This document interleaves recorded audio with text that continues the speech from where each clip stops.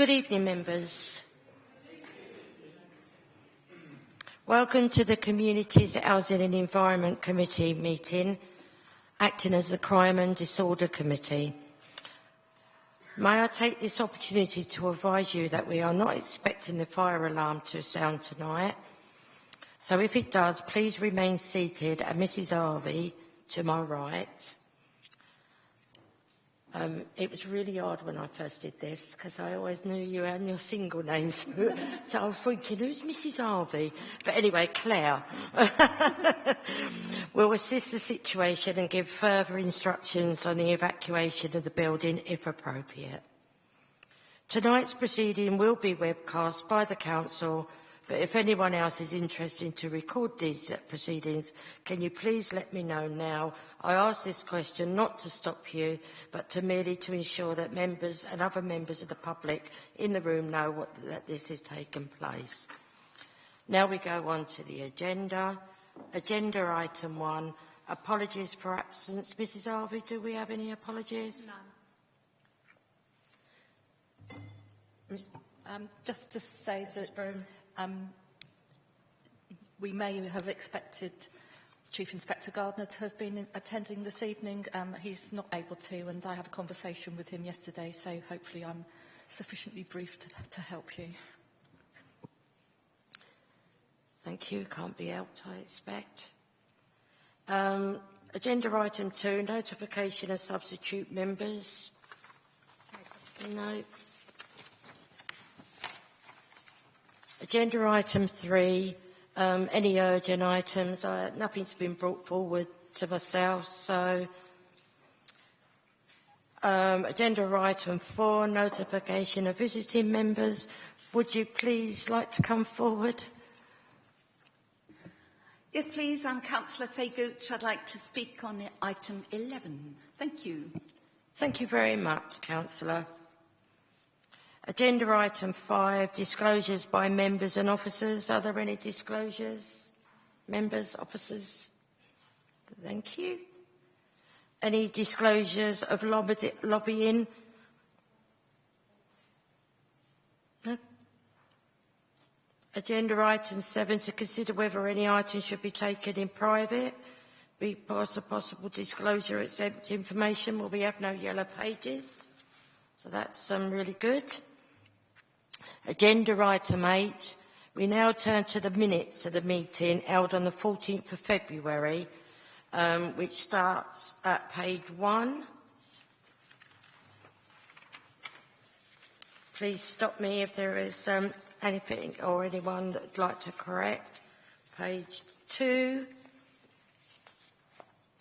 and page 3. Thank you. Can I take these as read? Thank you very much.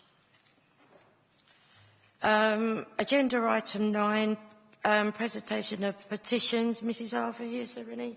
No, there's none today. Thank you. Agenda item 10, questions and answer session from members of the public. We don't seem to have no questions from members of the public tonight. No. So agenda item 11, report of Head of Housing and Services, the 2013-18 Communities Safety Partnership Plan refresh. So we're now down to, we welcome Matt Roberts and the Chief Executive are here with us tonight. I'm sure they will be pleased to answer any of your questions. So if anybody would like to put their hands up and well, it would be nice, and I would like to, whilst that we had it in English, no disrespect to anybody, because it's very, very good, but if I was a member of the public, I don't think I'd know some of the things where we're ready for and what we're actually talking about. So can we, would my members be quite happy with what I call layman terms so that we can understand the way forward? Because I think the document in itself we have actually already seen, haven't we, in February. So Yes, if you'd like to introduce it and do it in English, that would be very, very nice. Layman's terms, Nick. Yeah, of course, no problem. Okay, so this is the refresh of the 2013-2018 Community Safety Partnership Plan. It's a 5-year rolling document which highlights how the Safer Maidstone Partnership plans to tackle local community safety issues. It's refreshed on an annual basis from what comes out from the strategic assessment, which you did see at the previous meeting last month. From that assessment, the priorities going forward for the next year are organised crime groups, including modern slavery, gangs and child sexual exploitation, substance misuse, domestic abuse, including other violent crime, and also a new one as mental health. These priorities do closely align with the police control strategy and also the Police and Crime Commissioner's strategic plan. Once the assessment was created, we then had an away day shortly after the previous meeting where Safer Maidstone Partnership members got together to look at how we were going to deliver the plan going forward. We then came up with the action plans, which are at the end of the document. I must reiterate that this is very much a live document as well, so they're not completely polished.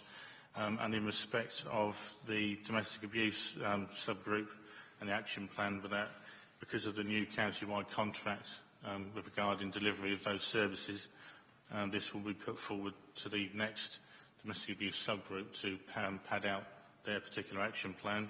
And also mental health being a brand new named priority for us as well. An actual subgroup needs to be created in its own right for that one as well, so that one's pretty sparse as well. Thank you. Thank you very much, Nick. Just seeing here, I loved that you preempted from our last one. I noticed on page 30, acronym glossary. I thought that was very, very kind of you. And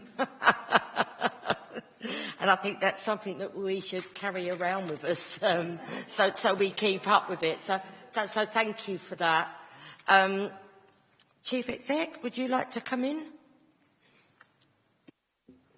I don't think there's a great deal for me to add. So I think when we came in February, you affirmed that the priorities were ones that you could support as an overview and scrutiny committee. And so our job now is to translate that into a plan with actions at the end. So there are actions already identified for several areas, but as Nick has said, we would like to have more partner engagement before we articulate what the specific actions will be for domestic abuse and violent crime. Not because we haven't been taking action already, but because the way of delivering is changing. And for mental health, as you rightly said last time, why have you got this as a priority? Surely it's a cross-cutting issue. We have had some very helpful workshop occasions with our colleagues in Kent Public Health, for example. We'd like to broaden that conversation before we get to a point where we've identified specific actions. So our first target will be for us to create a common understanding of the landscape of mental health prevalence, the connection with crime and disorder, and the sorts of interventions that we could consider. So we're at very early days on that. I'm happy to take any other questions. Yeah, thank you. Sorry, what? Oh. Sorry, Chairman. Yeah.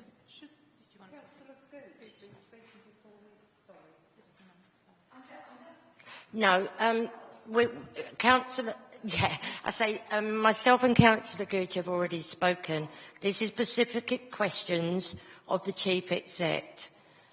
Councillor Gooch would just like to come along and to let us know about what happened at the crime and... Please. So it's a completely different thing. So, Councillor Robertson, would you like to ask your question? It's not actually a question to the Chief Executive. On page 11, the paragraph that starts changes in legislation from April the 1st doesn't actually read right. I did speak to Mr Rathbone this afternoon about this, and I think he was going to make some amendments on it. It just didn't read right to me. So perhaps he'd like to come in, please. Yeah, thank you. Basically what it was, I think when I was editing the previous version of the document and I accepted some of the track changes, it left out a few commas, and if they were put in, it would read much better.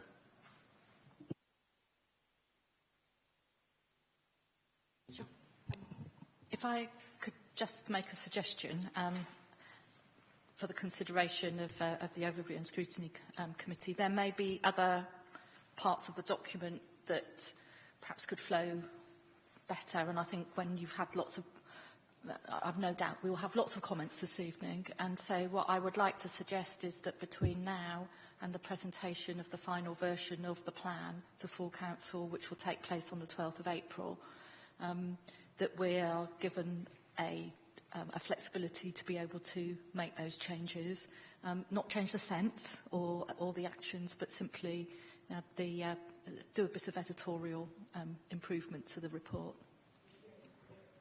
Yes, thank you, Mrs Broome, thank you.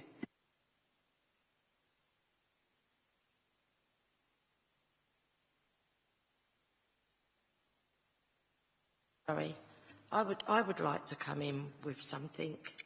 I haven't spoken to you about it because I just feel that there must be something that we're left that we do in public. I tell you what I'm not too happy with. On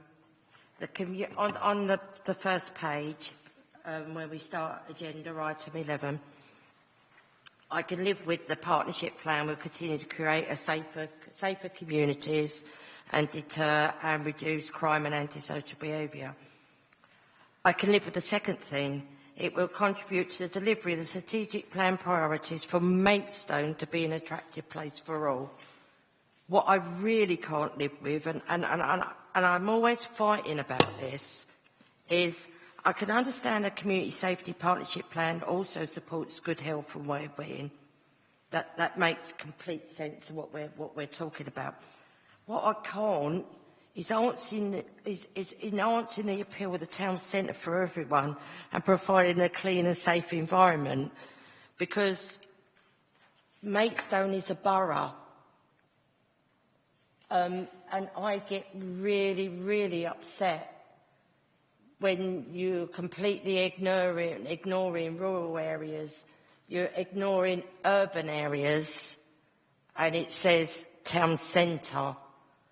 And I'm sorry, it's something that I can't support, because if we're doing a priority for Maidstone, that means Maidstone Borough. That doesn't mean that you've picked your favourites and gone just for the town centre.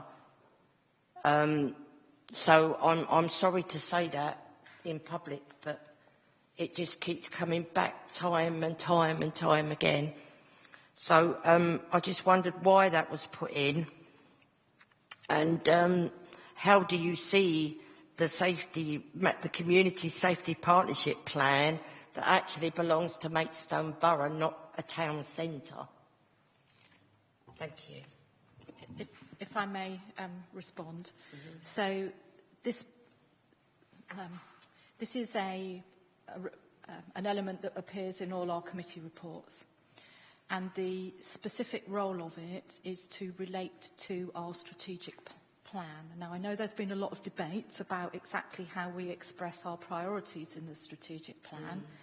And I also have to say that we did update the one that was previously expressed as enhancing the appeal of the town centre. So we should have said here regeneration of the town centre, because that's our newly adopted wording, and we adopted it, I think, on something like the 1st of March. So we should have used that wording rather than this. But nevertheless, it would still have meant that we were making direct reference to the town centre. And the reason for that is exactly what our strategic plan said, and that is the plan that was adopted through full council. So when we're talking about priorities, we do need to make reference to that specific element. It doesn't mean that we are neglectful of anywhere else in the borough. And I think, from our perspective, we are simply replicating, wording that has already been agreed in another arena by you, and reflecting that at the beginning of the report. I hope what you would agree is that when you actually look at the actions in the back of the report, then they are equally applicable, depending on need, to any part of the borough. But I'm afraid I don't have the authority to change the content of the strategic plan, only you do, and you decided that regenerating the town centre was actually part of the strategic plan. Sorry, I'll come back on that. So the strategic plan, I understand where you're coming on that, and it has got to be changed because we did mention it before, where we are with that.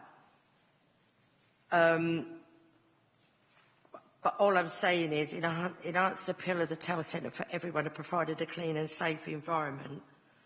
I'm just wondering why that. Okay, I just don't think it gives enough credit.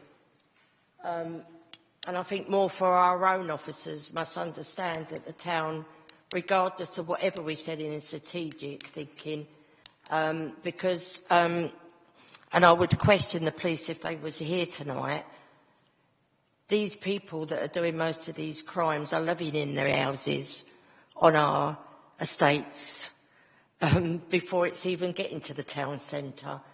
That's all I'm saying. You know, and the police do know this. And the partnership, yes, is what we recommend to our full council of a way forward. So it's how we would like to see our officers working to all these partners,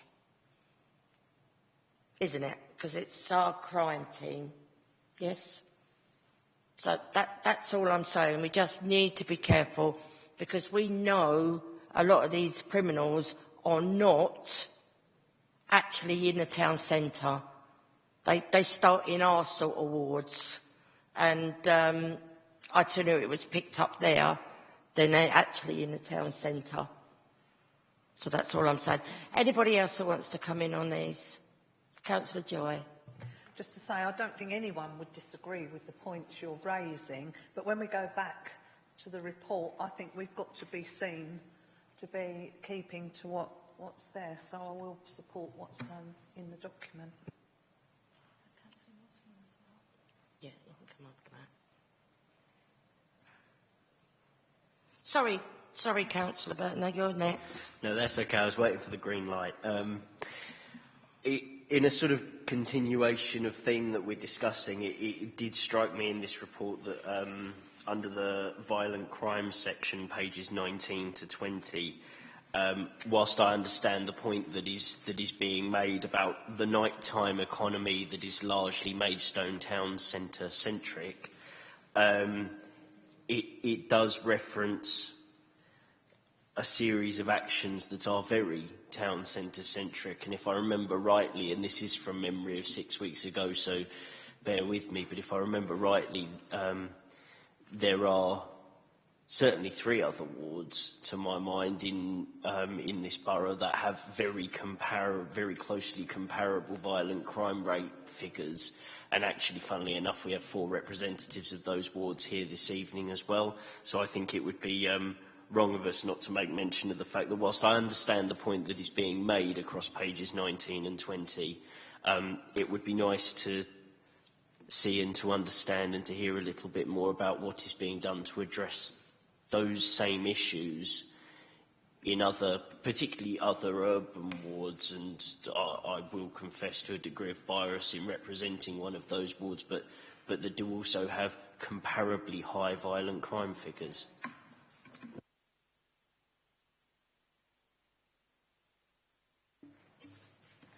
Matt, would you like to come back, or Alison?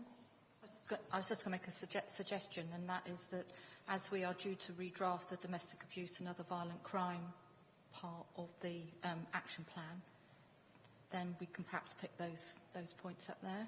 And if we make a cross-reference to that in the covering report that goes to full council, then we will have demonstrated that we've listened to what you had to say. So, sorry.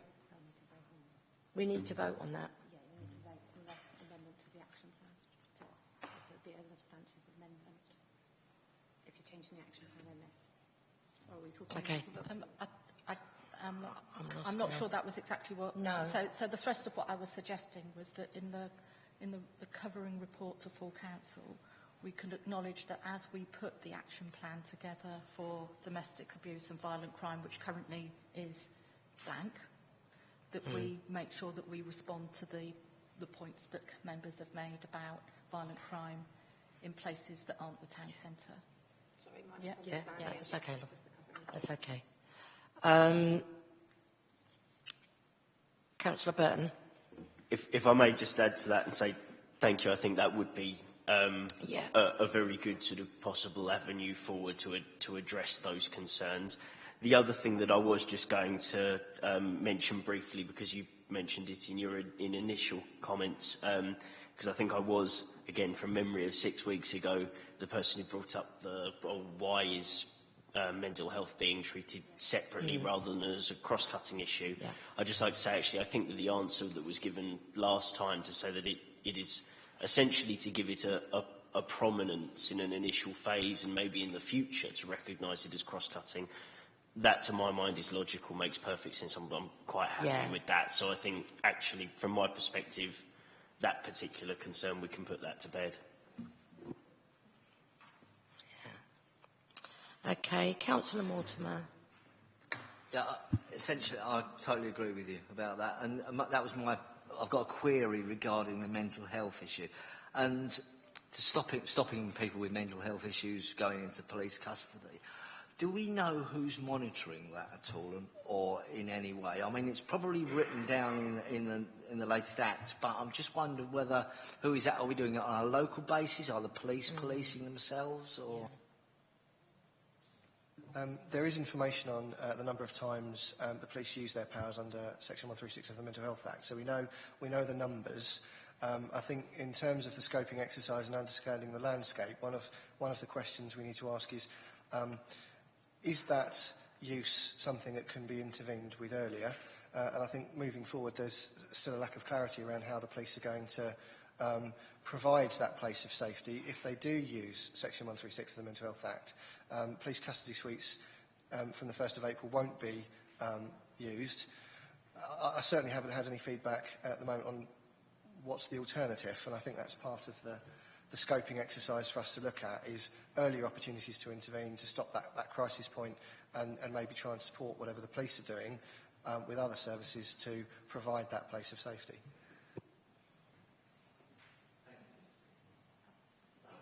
I wonder if I might just add, just to give you some confidence that we're not at a complete standing start.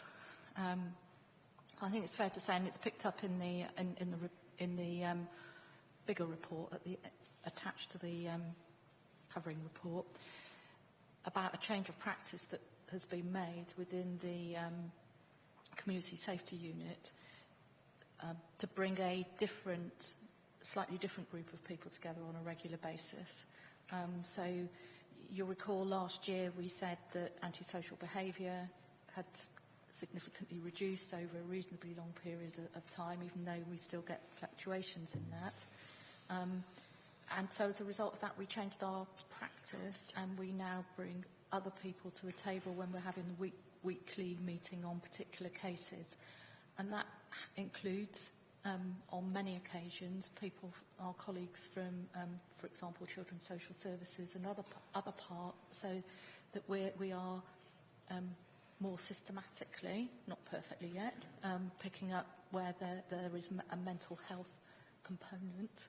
And I think the biggest progress that we need to make is to integrate the work of our colleagues in the clinical commissioning groups, so that we're up to the same sort of degree of cooperation and understanding. So that's what we'll be really working on over the next 12 months. Okay. Councillor Perry.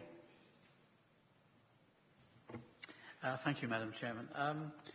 First point, and this is a piece of praise, I was very pleased to see on page 17 of the plan that you mentioned the community payback scheme. That is a terrific idea, and we've made, I have to say, great use of it in our ward. And we've had one particular really big success very recently, where the community payback has played a major role in developing our new nature reserve in the ward. It's absolutely brilliant. They've done a really terrific job of work, and I would highly recommend it. I really would. I think they do a great job. So I just wanted to say that.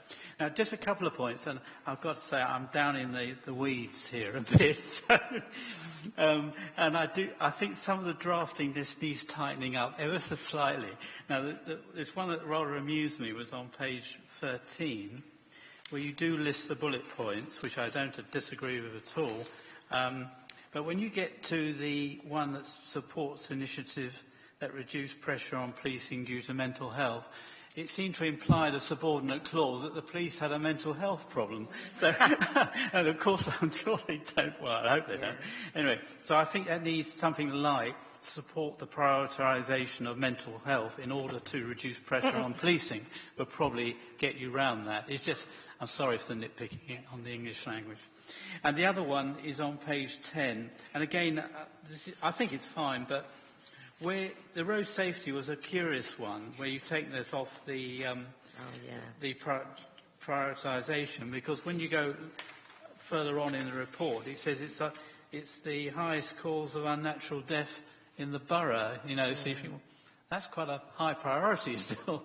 But when I looked down at the wording, I wasn't sure whether the second sentence, where it says road safety is therefore recommended for removal as a priority for the SNP due to having no direct resources. Now, was it the SNP or was it MBC? Because the SNP clearly has got resources, because it's got the council, the fire services, and just about everybody else. And it was a little unclear to me, that's all. And these are drafting points, I accept. I agree, and I do think that we can give greater clarity to this particular section. And so the intention behind the words as they stand at the moment is to say there has been a significant reduction in the number of crashes where people have been killed or seriously injured, which is a good thing. And we then need to look at whether or not the progress that we might make in the future would be attributable to partnership working or the work of the individual organisations round the table.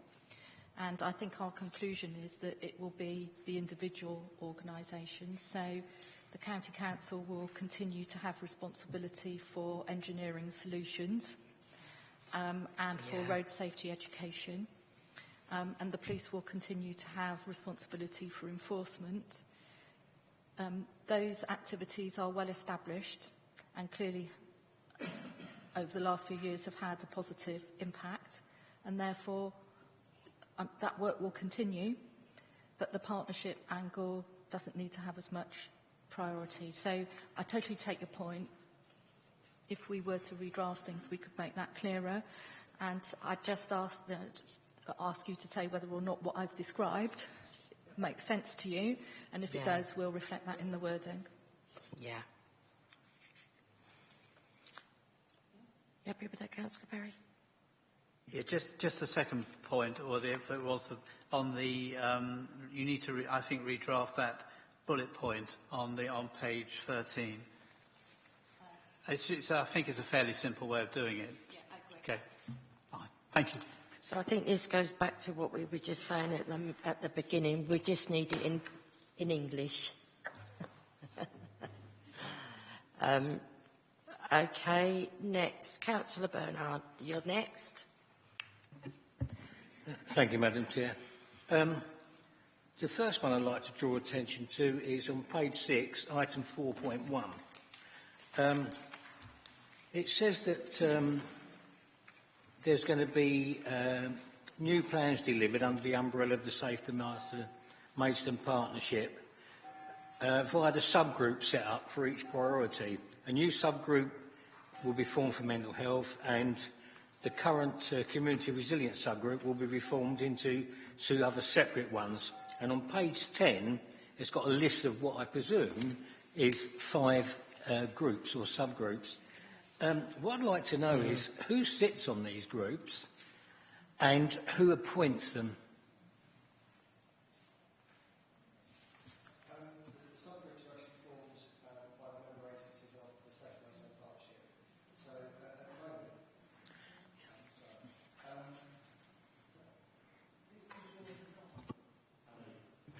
Is that working? Right, okay. Technology is always my stumping point. The subgroups are formed from the member agencies of the Safer Maidstone Partnership. The gangs group has already been formed by the police.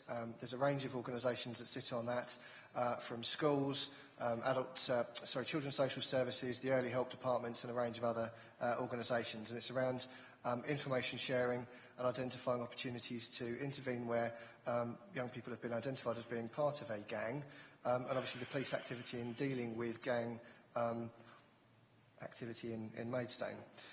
Substance misuse group is actually chaired by Nick at the moment. We've got Change, Grow, Live, CGL, which is the drug and health services provider for adult treatment, along with a range of other organisations. The Domestic Abuse Forum includes Maidstone Borough Council, Centra, who are the new domestic abuse, independent domestic violence services provider, Choices, who are the outgoing independent domestic violence advisor service provider, Early Help, Golding Homes, a range of other organisations, including those that support the one-stop shop. Mental health, we haven't fully formed yet. That's the one that's kind of ongoing, but we're having conversations with the Clinical Commissioning Group as they commission a lot of mental health services, public health team at Kent County Council, our own teams, the Housing Department, Golding Homes, and so on and so forth. But the subgroups are formed from the component organisations within the Safer Maidstone Partnership. Yeah, of course you can. So. What I didn't hear mentioned was any councillors of any kind. I find that a little bit strange, that we're asking to approve all this stuff, but you haven't got any councillors sitting on any of these groups. I personally don't think that's right. I think there should be some councillors sitting on these groups. Otherwise, we're just being asked to tick box everything, which is a total waste of time. If I may assist, I think the groups that we're talking about are delivering operational practitioner level activity, which is, in my view, clearly an officer activity. I think that it's absolutely right that the structure and the priorities, the structure of our approach and priorities are agreed by elected members. And that happens both through consideration here, although overview and scrutiny isn't decision-making, but the decision-making will ultimately happen at full council. So that will set the priorities and the overall framework and the areas for action. The Safer Maidstone Partnership itself has input from Councillor Gooch, and obviously she's then also able to make the connections with the Police and Crime Panel, so that we get that 360-degree view of things. So there is member involvement. In my opinion, and my advice would be that it's through this panel for council and the participation in the SNP itself. But in the smaller groups, where we're talking about practical work undertaken by officers of many organisations, then we should leave that to the practitioners.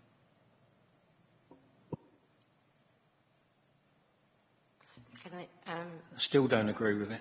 No, I still think there should be some representation fine. of councillors, because quite a few councillors, more than a handful, deal probably every day with this sort of thing. I know I do, and you know yourself, Chair, on the area that we serve. Yeah. I've got a hell of a problem out there with teenage gangs, which basically, and if was it Inspector Gardner had been here tonight, I would have collared him on it, because it only happened this week. We're right at ground level on it, and we probably see a lot more of it than anybody else. And that's why I'm surprised that there is not some kind of representation by councillors on any of these groups. Sorry, I do think it's fair to say, though, that the dialogue that would perhaps happen in the case of what you've just described is something that you wouldn't wait for a subgroup meeting to air and look for resolution. We'd be looking to do that on a more contemporary basis as the issues arise. So I think you're absolutely right. There are 55 ordinarily, 54 at the moment, elected members from this council, 9 divisional members from Kent County Council, and all of you at some point will have issues to do with crime and disorder that occur within your wards that you need to raise. And I would expect that dialogue to be happening on a continuous basis. Having said that, there are common issues that arise as a result of those things that perhaps need us to look at on a more cross-cutting basis across the whole borough, and that is the sort of thing that would be considered in the subgroups that we're talking about here. In addition, and I think the report does refer to this, we have a weekly meeting of key people, so that and if you're giving us that local intelligence as to what's happening on the ground, then that information can be fed into that weekly meeting of partners as well. So I think there are lots of opportunities for dialogue to happen, and I wasn't by any manner of means meaning to suggest that that wouldn't continue to occur, and undervaluing that all of the work that goes on for all of you in your wards. Okay. If I may, I think if you've got information about things that are happening in your wards, the Community Safety Unit is there to act as that conduit for that information, so that we can actually look at the issues that are being raised and come up with a suitable response to address those concerns and feed back to you about the action that's taken. I think at the committee meeting in February, we did talk about a members' workshop on community safety, so that we could explain a little bit more about how the CSP functions, the work that's undertaken in the subgroups, and provide some information on key issues. And I think that the gangs picture and domestic violence were two of the things that were mentioned. So we are in the process of putting together a workshop, and I'm hoping to come up with a date for that at some point in the near future. But if you do have any concerns, do get in touch with us in the CSU, and we can try and deal with those immediately, rather than waiting for one of the subgroups to meet and raising it there. Can I bring you back in a minute, John? Yeah, sure. Because I always like to be open and like to be honest. I think the biggest thing that we've got to do is we are still waiting for that workshop, and I think that could have been done quicker than was absolutely, it was a necessity for us. And I will say, we are recommending to full council that we take on these priorities, and I think we're a bit caught in between. One, we understand that there's cutbacks everywhere, And we must really make our partners understand is we're not a free ride. We have concerns the same as every other resident in this borough. And I'm saying borough because I know it's strategic and going forward. I think the biggest thing is two separate things. We've got to have more confidence in our own unit that we're getting the support that we really need.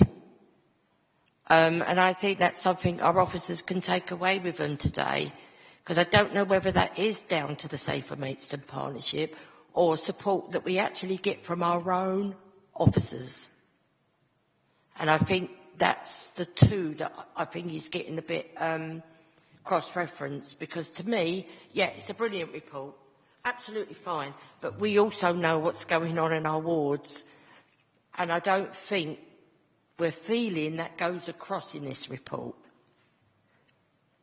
So I'd like Alison to always put in English what I'm saying, because I know what I'm saying, is there's two different relationships here. This is scrutiny of the Safer Maidstone Partnership. That I understand we need. The one good thing that I'd like to see out of this, and I think we're trying to get in there after 15 years I know of, is that our partners have got to play their game as well. What you're explaining, Councillor Bernard, is we need to feel confident in our relationship with our own officers to be able to report things. So I'd like Alison to take that away. Sorry. I'm struggling a little to understand precisely, so can I just say what I think you're saying, and then you can tell me whether I'm right or not. The two things you've mentioned. Do we have confidence that collectively, ourselves, police, health, others, are working effectively, either individually or together, to address the issues here? And I think what we've said as part of our conversation already, that there are some areas of work that are quite well established and have worked well, and we've seen good progress. There are a number of areas where we are at the early stages and we're building a common picture, good information exchange. Yeah? So I would say that we have a healthy and productive working relationship. At the more granular level, at the more detailed local level, where things are, we've got lots of our eyes and ears, people bring things to your attention, and they need then to be considered not just by us, but by other people as well. I'm just sensing that there may be a little bit of uncomfortableness with how effective those arrangements are. But I suppose my plea then is, please bring those issues initially to the Community Safety Unit itself. If you feel that things aren't getting adequate attention, then by all means bring them to the attention of Matt or John Littlemore or myself.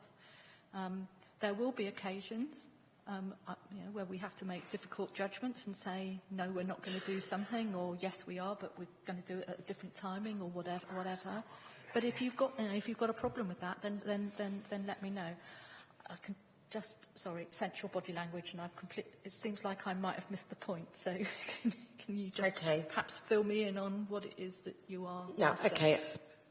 Well, I think what it is, Alison, we're saying is to two complete different levels here. I'm trying to explain this is scrutiny, yes, which we're expected to do of all partners that come under the Safer Maidstone Partnership. I don't think we scrutinise enough. I think we need to look at how we're going to question this in the future. I'm going to be open and honest. I thought this was already agreed by the Safer Maidstone Partnership, and all we're doing is crossing the I's and dotting the Sorry, dotting the I's and crossing the T's. But as we go round, there is a deeper thing on this. So there's two complete different things. So all I'm asking our officers to do is, this is the recommendation of the Safer Maidstone Partnership. We are not, as politicians, going to change that. Am I right or am I wrong? If I was to sit here now and say, I don't agree with this, I think antisocial behaviour should go to the top of the list, would I change anything? No.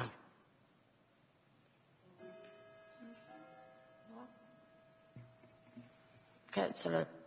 I'd just like to say, I mean, with the greatest respect, Chair, we have had the opportunity to debate this previously. Yeah, but that's what I'm saying, so we've already done that. So what I'm asking for is, here now is, are we still going to stick with what we said just a few weeks ago on the 14th of February? Yeah. If we are, then I don't think there's any more questions to ask. But if there is more to come from this, because of personal circumstances, how we deal with our wards is completely different. It's two different things here tonight. But my main thing is, we were here to scrutinise the Safer Maidstone Partnership. Am I right or am I wrong? Councillor Burton. Oh, sorry, no, hang on. Councillor Joy. Nearly.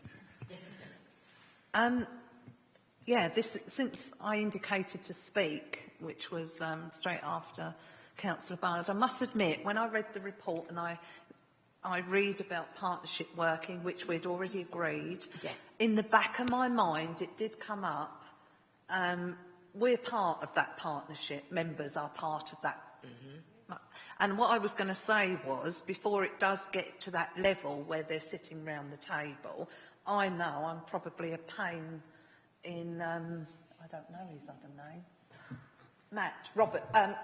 the officer, Mr. Roberts, sorry, because I do contact him quite regularly on what probably would be seen to be a very small issue. But when they go on and they become a big issue, then I do sometimes think, if I'm not happy with what I'm being told by the officers, then I think I would probably say, when you have your meeting with the police, and I'd quite like to be involved in that. It hasn't got to that stage, but I probably would just like a little bit of reassurance that if that happened, is it something that a member would be invited to go to, or is it something that is above member of us having a membership there? I'm struggling to remember which act brought it in. I think it was the changes in the antisocial behaviour legislation, but there is something called the community trigger, which is elected members or members of the community feel that their antisocial behaviour issue in the community has not been tackled to their satisfaction. You can actually ask for a review of the circumstances of that complaint, of that case. To date, we haven't yet had either a councillor call for action or a community trigger review, but that process does exist should people feel that something hasn't been tackled to their satisfaction. Yeah, just to say, because I've been working for Maidstone longer than Mr. Roberts has, we have had one. It was quite a long time ago, and the legislation has been sort of shaped since then. It was actually Councillor Batt. Yeah. So it is something, and I take your point about timeliness of workshops. I'm also aware there've been a number of other housing workshops recently. So maybe if we were to say that we could include within that a briefing about, well, what is community trigger, how does it work, how might you be able to use it, then if you feel you need to, you know what to do. just to say I agree totally with when the chairman said the workshop is long overdue. And I think this is what's happening. We've got a lot of new members that have come in. Those that have been there a while know the system, but things are changing, being refreshed, and I think members need to know what's going on. And I'll leave it there. Thank you. So I have Councillor Burton. Thank you, Madam Chairman. I'd like to take a few steps back in the discussion now. It was something that the Chief Executive said earlier when we were covering how, I'm going to get the wrong phrase for it, but road safety essentially has been taken out of the priority, something that we at this committee agreed only 6 weeks ago. Under quite precisely the rationale that you detailed, that it wasn't that it was going to drop off the radar and the police were going to stop enforcing and highways were going to stop trying to find engineering solutions. And I do worry, and I would have hoped to have addressed this question to C.I. Gardner this evening, understand he can't be here, but I do worry that actually when something isn't any longer a priority, and this has become acutely apparent to me in the last few weeks with a series of complaints I've had from residents over road safety issues, that actually when something stops becoming a priority, it does drop off of the radar. I have had a number of issues in my ward, and again we're getting away from the strategic and into the reporting the minor issues, but there is a strategic element to this where I'm saying I think that it's not a priority anymore, therefore it's not being responded to. I know I'm having a number of issues with actually getting the police to enforce on these particular things. Now, the reason I raise this is A, because it has been brought into the discussion this evening, and B, because I would have quite liked to have heard a little bit about why, and given the very candid response that I was grateful to have received from C.I. Gardner last time about resources being stretched and priorities being prioritised, being priorities, I can probably imagine the response that would have come. But nonetheless, I do think it needs to be aired that, when we agreed that should be taken out of the strategic assessment, it was exactly on that basis that doesn't mean it disappears and stops being something that's followed up by the organisations involved here. Thank you. May I make two observations? One, I think we had a similar discussion when, about 12 months ago, in terms of antisocial behaviour. And I don't think anybody was saying it's not important, but difficult decisions have to be made about where you prioritise your sort of greatest effort in terms of improvement, perhaps. So, because you can't do everything all of the time. So, and ultimately, it does come down to a matter of choice, but we hope it's sort of evidence-based choice. And what we said then, and we have done, is that we continue to monitor, and we're confident that the processes and the actions that are embedded, are things that we will continue with on a sort of business as usual.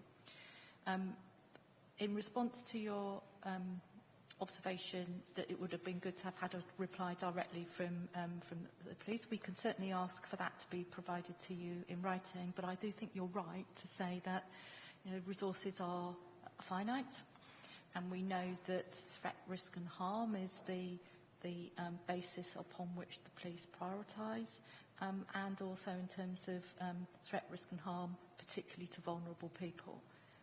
And that's where the difficult choices do get made.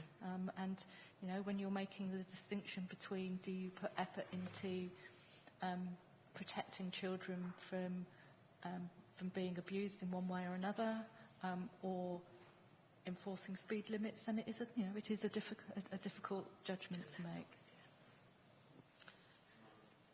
Can you, quickly?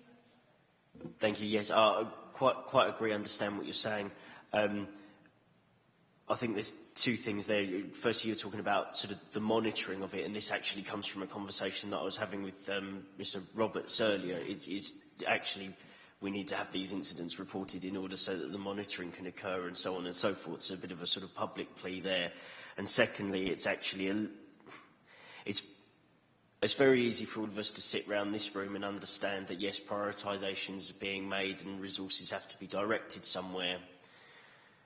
But we do have to make these pleas to those who are in the position to act on them, because actually to the member of the public who sees a smash-up occur between two vehicles outside a primary school because someone's parked on a junction, you know, their primary concern is, well, I hope my son, daughter, niece, nephew doesn't get knocked down next week, and they don't care about the prioritisation of resources. I know we've got to try and communicate that, but we also have to make these pleas as well, so. Okay, Councillor Mortimer. Thank you. Yeah, I'd just like to mention, we've been debating, and when I've analysed what people have been saying, a lot of it is in confidence with councillors, and especially confidence with residents, which we serve and we deal with on a daily basis. And I'd like to sort of bring up a point here. Recently, we've just had our PCSO. He's been moved on. Now, for very good reasons, I understand, but this has all trickled down the grapevine through the community. Oh, he's gone.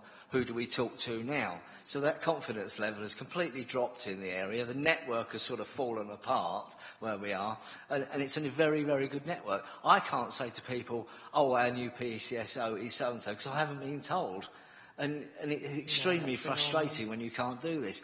And another thing is we always used to get crime figures, and we've mentioned this before, in parish council meetings, people, and even if they were right on the rise or on the fall, at least people knew what the situation was in the area. And I think that something probably as trivial as a PCSO moving on can make a lot of difference in a community. And some of the small matters that I've dealt with in the past have escalated into much larger matters where they could have been nipped in the bud earlier. So, I mean, I know it's more of a police issue probably, but...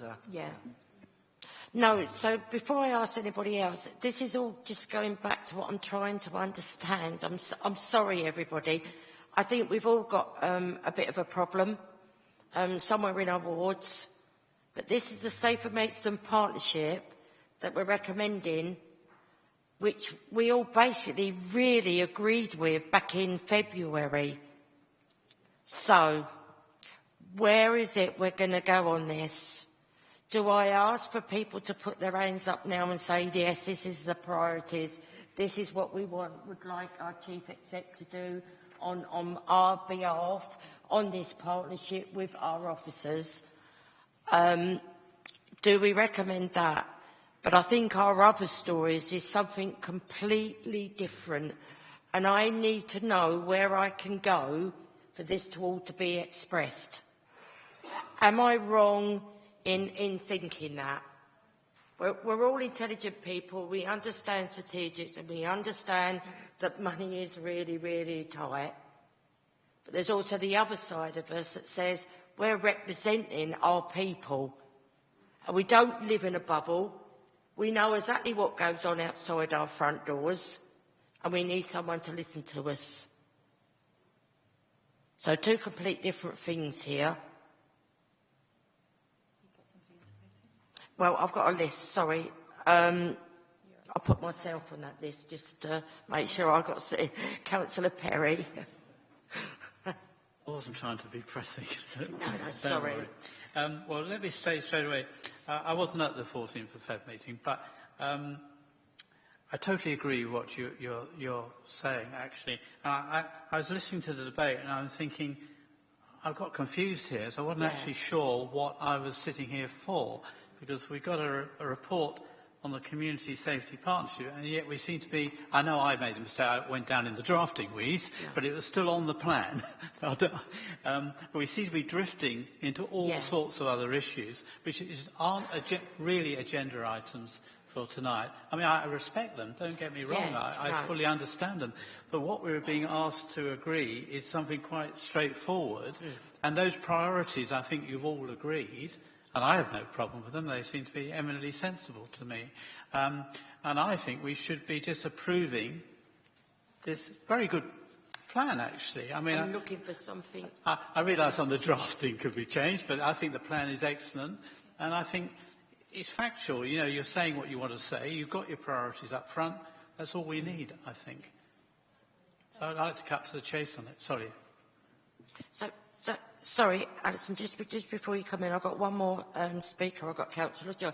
But I'd also like to ask is, Councillor Gooch, sorry, I'm so sorry, but these sort of things bring these out in people, isn't it? And it's but can you just say, can you confirm, was there anything from the Commissioner that you felt today? Sorry, would you like to come forward? I'm so sorry because.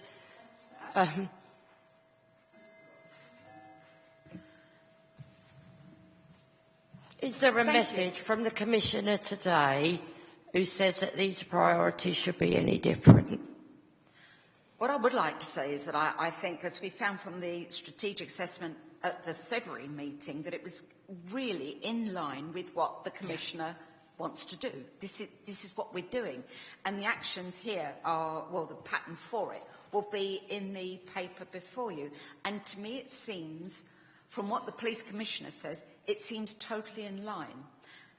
And I've been very interested to hear what's been said around the table, because I think the issue here is just one of lack of communication.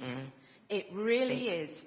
One of the things that I learned I heard about this morning at the Kent Medway Police and Crime Panel, at which I represent Maidstone, and our role is to bring the Commissioner to account, as you probably know. And one of the items he spoke on was how he is actively engaging with residents in Kent and Medway. He's been all over the place. He's done street stalls, he's got his website up and going, he's done a question time event, he's done public consultations, he's done email alerts, he's engaging with harder to reach audiences, he's doing everything.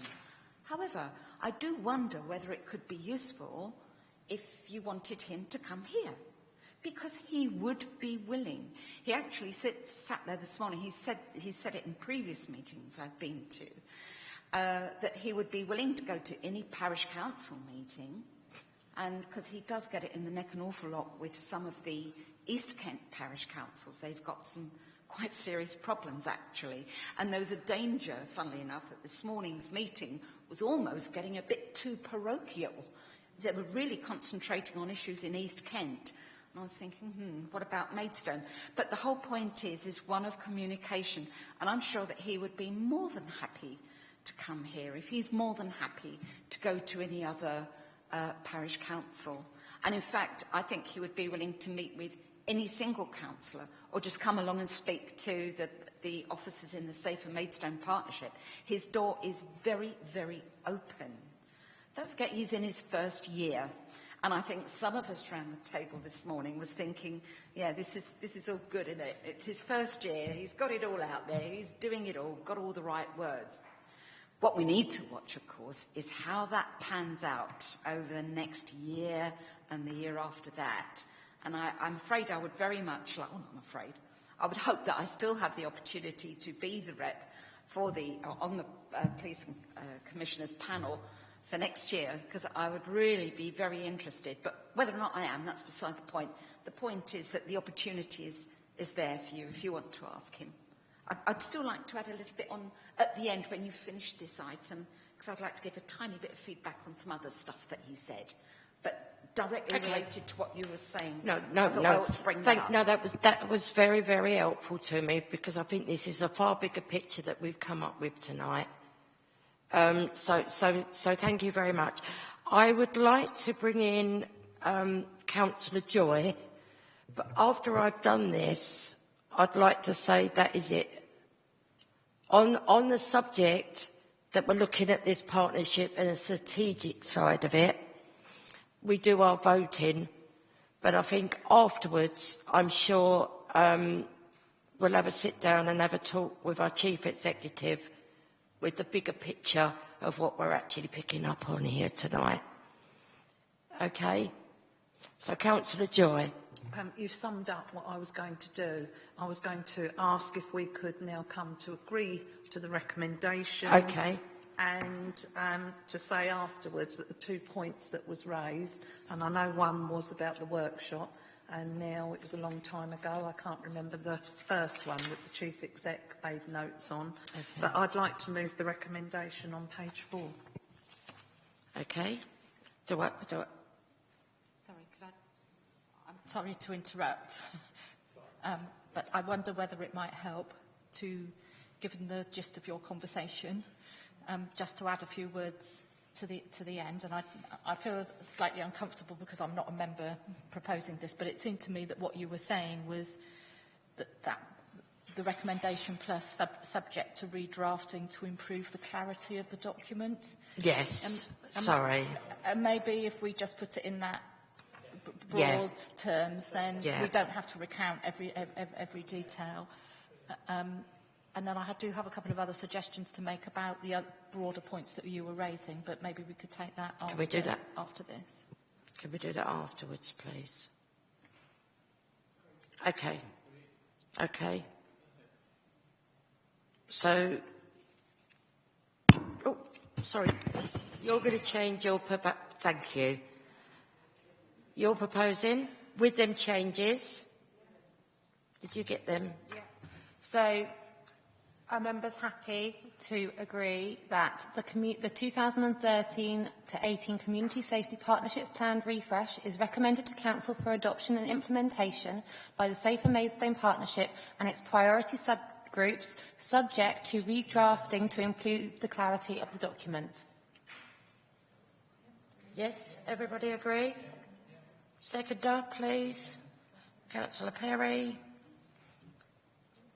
Vote. Vote.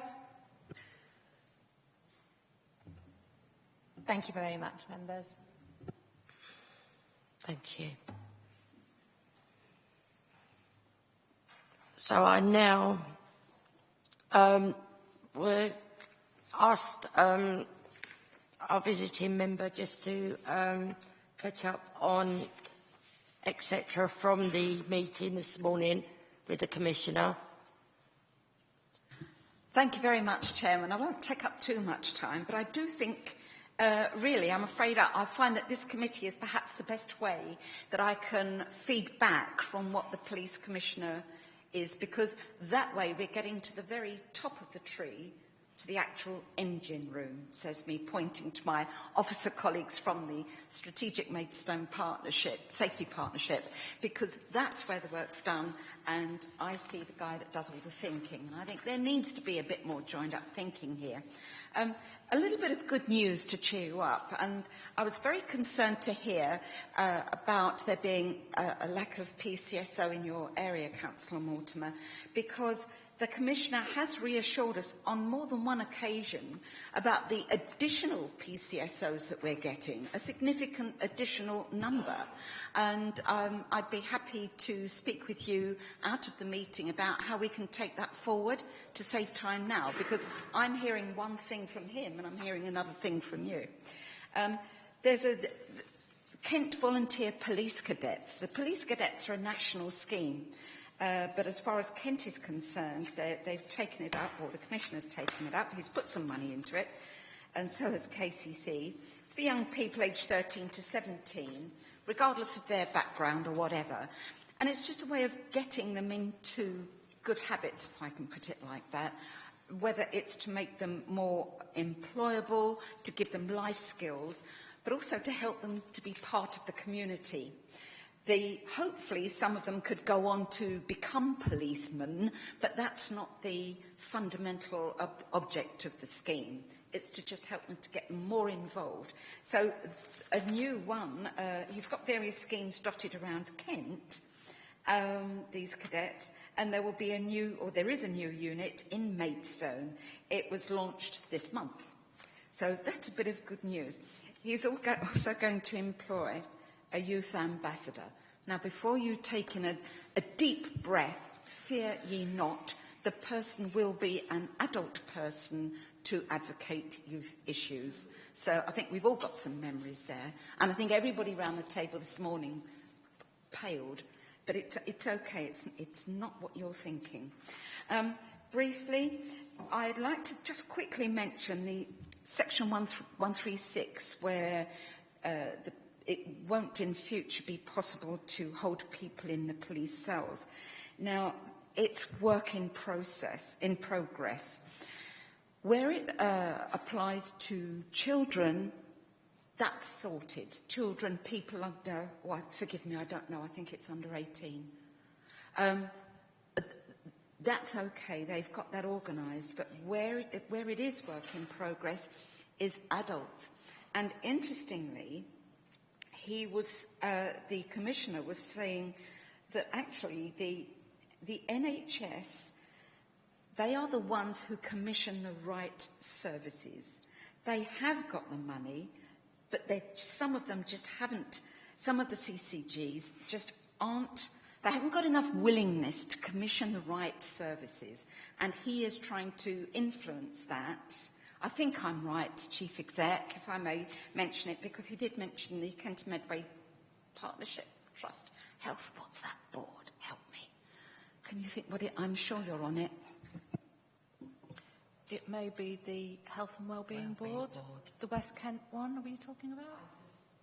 Thank you. I suspect you are probably right. It's me not taking good enough notes, actually. But thank you for that. So there's an example of children who have been victims of sex abuse. They have been waiting weeks and weeks and weeks. So there are problems on the health side of things, and he is passionate, the Commissioner's passionate about trying to do something about that. Yes, he bleated on about his website. Apparently it's very new, so if you want to have a look, please do. We have an opportunity for questions, and I particularly wanted to ask a question. Oh, I haven't got it with me, it's over there. The funding that the Police Commissioner gives to the Safer Maidstone Partnership and other partnerships, he is being very, very explicit about who funding can and cannot be given to. And he's saying that there is no way that he wants to duplicate any kind of funding. And I mentioned the Blue Bus this morning, and I said, look, it's your strict adherence to only trying to fund one particular thing at one time and not duplicate could directly impact on the way that our partnership manages its funding. And I use the Blue Bus as the best example that I knew of, if you like. And I pushed him on this. He stuck to his guns, and he is very keen that taxpayers' money is not spent twice. He wants to avoid that duplication. I understand that. But he does encourage match funding. So from what he told me, because he did admit that one or two other safety partnerships had raised a similar issue about, you know, what are the criteria for applying, that groups can apply for funding. It really does boil down to the way that the groups apply for the funding. And if we're really clear about the outcomes and demonstrate that there's no overlap, I think it's a problem that we can overcome, if it is a problem. So I would rather leave it at that, because I wait for my colleagues to let me know how you get on with the new scheme, rather than try and delve with it now. But I thought I'd bring it to members' attention so that you're aware of the kind of relationship I'm trying to create between what's happening on the ground and what I'm hearing from the Police Commissioner. And I hope that's reasonably helpful, members. I left my papers on my chair, otherwise I'd have been a bit clearer. Thank you very much, Councillor Gooch, and it's nice that you do give us this feedback. I don't think we've ever had that before, so I think we all appreciate that. So thank you very much. So with that in hand now, committee, I now say that the meeting is closed. Thank you.